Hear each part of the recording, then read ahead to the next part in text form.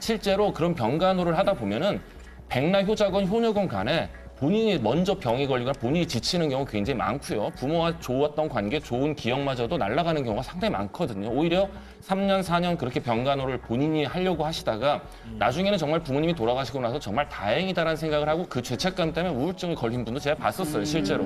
그러니까 최소한 어느 정도 편찮으신 이후부터는 전문 요양기관이나 요양병원에 맡겨서 치료를 받도록 하고 자식이 돈을 대는 게 맞는 거지 그걸 자기가 해보겠다고 옆에서 하면 전문가가 하는 것보다 훨씬 못하고 오히려 집에서 넘어지면서 더 다치거나 하는 경우도 많거든요. 도의적인 죄책감, 저는 그 죄책감을 느낄 필요가 없다라는 전적으로 거죠. 동의하는 게 저희 어머님이 그러세요.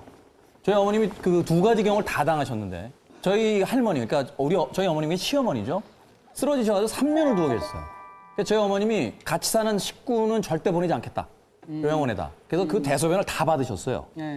그리고 몇 년이 지난 뒤에 최근에 저희 외할머님이 돌아가셨는데 저희 외할머님은 쓰러지시고 나서 요양원에 계셨어요. 저희 어머님이 요양원에다 모시자. 그 아이러니하잖아요. 시어머니는 모셨는데 자기 어머님은 요양원에다 모셨다고요. 직접 모셔보니까 이거는 어떤 도의적인 책임 같은 어떤 정신적인 건 있는데 막상 집에서 그렇게 중환자인 그 노부모를 모실 수 있는 시스템이라는 게 전혀 안 돼 있을 때는 엄청나게 힘들어요. 심지어 본인도 힘들어요.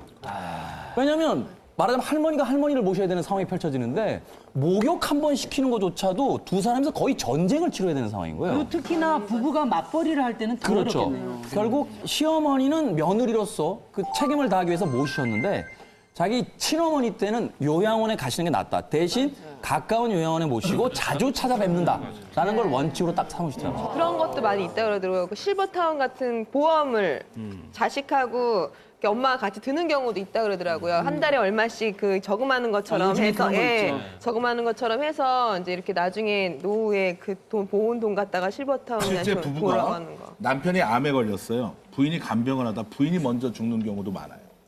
오히려 암 환자인 당사자보다 간병하는 사람이 과로로 죽는 경우 전 많이 봤어요.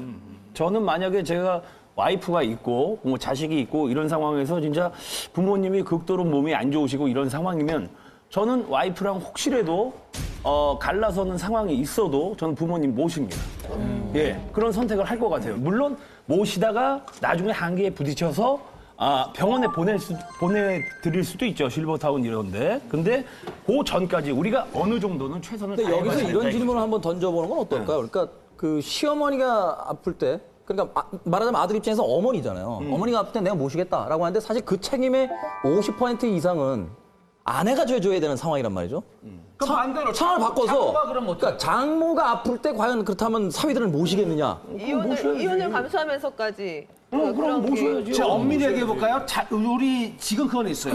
아니 우리 부모는 제주도 여행 보내주는 것도 돈 계산하고 얼마씩 하는데 장인 장모는 유럽 여행도 막 보내줘 사위들이. 그리고 어디 아프다 그러면은 우리 엄마 아버지는 동네 병원서부터 싼 데 없나 그러는데 장인 장모 아프면 서울 병원으로 막 옮겨줘. 그런 상황이라면은 장모님을 갖다 모신다는 남자들이 지금 이 텔레비전 보시는 분들 중에 저는 70% 이상은 된다고 봐요. 우리 엄마를 모시는 것보다 그걸 아니 분리시킨다면. 그거는 남자들의 어떤 트릭이죠. 남자들이 그렇게 잘하는 거는 장인 장모한테 잘하는 건 나중에 내 엄마한테 네가 잘해라. 아니죠. 아니 아니죠. 남편들이 그런 마음이 있어서 장인 장모한테 잘하는 거지. 그러니까 제가 그가 모든 걸 포함해서 네. 70이 넘는다는 거예요. 우리 엄마를 모시는 것보다. 장모를 더 모신다. 자, 그럼 한번 여쭤볼게요. 여쭤볼게요. 아, 통계가 자, 여기 없습니다만은. 7분의 남자분들 중에 얘는 뭐 통계 씨 얘기합니다. 왜 저한테 그러세요? 그래서 법적으로 그냥 다 부모님을 모시는 걸로 이렇게 법제화 되면 좋을 수도 있다는 생각을 해봤어요. 그리고 제가 살아오면서 요즘 보면 그러니까 제 부모 세대 지금 30대 후반에서 40대 분들의 어머니 세대가 가장 불쌍한 세대예요. 그런 낀 세대. 시어머니를 다 모시고 뭐 예를 들어 중풍들은 저희 어머님 같은 경우도 거의 20년 가까이 할머님을 대소변 받아내시다가, 네. 근데 그냥 뭐 형 결혼하고 나서는 며느리 눈치 보고 같이 살자고 그래도 막 아유 아니다 그러고 막 계속 며느리 눈치 봐야 되는 세대잖아요. 그러니까 법으로 그냥 자식이 부모를 모시는 걸로 법제화 시키면 여기 둘째 아들이라고 함부로 말씀하시는 거 아니에요? 셋째 아들이에요. 새로운 법안을 미국은 부양 의무가 없다는 걸로 전 알고 있거든요. 부모에 대한 부양 의무요? 예. 미국 법이 어떤지는 전 잘 모르겠고요. 예. 우리나라 법에는 부양 의무가 있습니다. 네, 부모에 대해서. 부양 의무가 있는데 그 부양 의무라는 것이 꼭 같이 모시고 살아야 되는 건 의미라는 건 아니고요. 경제적으로 그분이 살아갈 수 있도록 부양하는 것. 이 정도면 됩니다. 그 부모가 능력이 없을 때 네. 아들 자식들이 능력이 있는데 부모가 좀 죽게 생겨서 굶어줄게. 이걸 안 모시면은 죄입니까? 죄는 아니고요. 죄는 아니고 법을 어기는 겁니까? 부양료를 청구할 수 있어요. 부모가 아들한테 부양료를 청구할 수 있어요. 근데 어떤 부모가 있어요. 있어요. 부양료 청구하는 부모들이 있습니다. 있군요. 네. 어떤 부모가 있군요. 잘하셨어요. 어떤 경우냐면 부모가 재산이 있는데 일찍 증여를 하거나 상속은 아니지만 증여를 많이 해줬어요. 근데 입을 딱 닫죠. 그런데 입을 딱 씹는 거죠. 그럴 때 부모가 열받아가지고 열받지. 그렇게 부양료 청구하는 그래요. 거예요. 지금 저는 여러분들이 열띤 이야기를 하시는 동안 판정단 분들의 반응을 봤었어요. 양재진 원장님이 이야기하실 때도 많은 분들이 굉장히 고개를 끄덕이셨고요. 그리고 금보라 씨가 말씀하실 때도 진짜 많은 분들이 맞는 말이야. 진짜 나도 그래. 동감하시는 분들이 계셨어요. 백인의 판정단 여러분들께서는 과연 어떤 선택을 하실지 지금부터 한번 알아보겠습니다. 궁금하다. 진짜 궁금하다 이거. 백인의 여성 판정단 선택을 보여주세요. 전세금까지 뺐는데도 사업이 실패할 경우에는 결국은 두 집안 전체가 다 몰락하는 상황이 되는 거거든요. 사업이 망해먹든 말아먹든 간에 그들끼리 해결하게 내비둬야 돼. 이 고부간의 관계를 위해서라도 절대 합치면 안 된다. 그 아들은 따로 사는 게 맞는 거고요. 잘 지냈으면 좋겠다라는 입장에서 그렇게 또 같이 함께 살 수도 있거든요.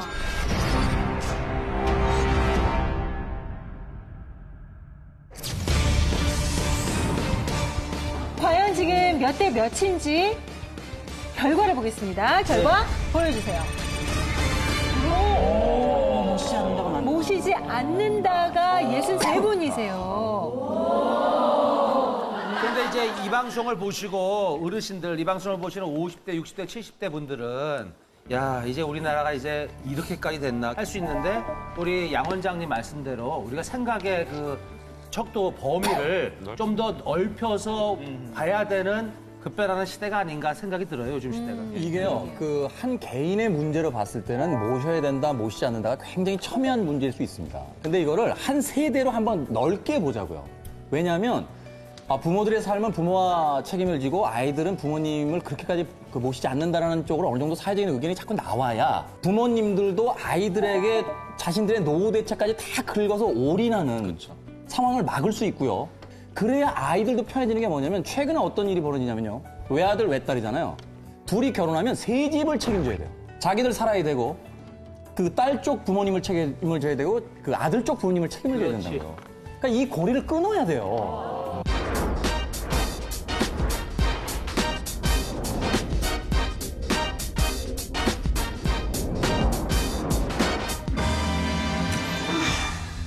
다른 게 아니고요.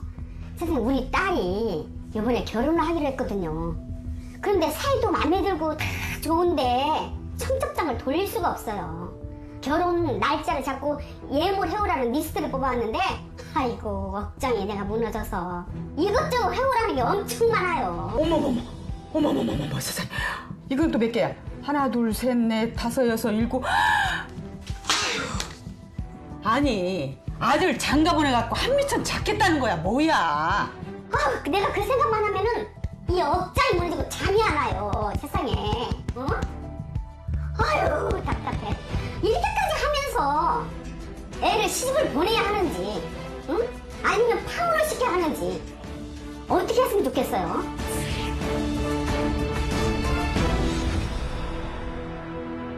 이 내용을 보면 합니다. 딸만 셋인 60대 어머니세요. 근데 첫 딸 결혼부터 지금 혼수 문제로 일이 터져버린 거예요. 그러니까 예비 사이가 33살인데 원래 의대를 다녔는데 의대를 그만두고 변호사가 되겠다고 로스쿨을 졸업을 해서 지금 변호사 자격증을 준비를 하고 있는 거예요. 네. 근데 딸이 지금 간호사거든요. 그리고 이제 집안 사정이 그렇게 좋지도 않은데 시댁은 이제 요구하는 게 결혼 준비를 2억 이상을 예물로 좀 준비해달라. 근데 사실은 집안도 좀 어렵고, 근데 신혼집은 사위가 강남에 딱 준비를 하고 모든 생활비는 사위가 변호사가 되기 전까지는 시댁에서 주기로 했대요. 그러니까 모든 건 갖춰졌는데 너네 집에선 2억 이상을 해와라.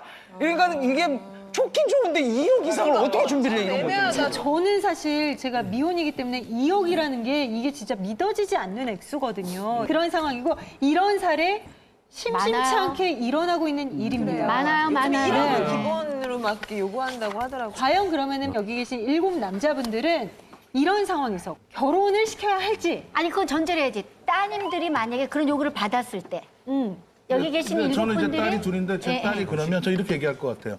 아, 상황이 이렇게 됐는데 아니 네 그냥 생각은- 누르기만 하면 돼. 내 딸한테 요구를 했다 할 때 누르기만 하면 돼. 자, PD까지 진행을 잘하시는데. 자, 여러분의 딸이 있습니다.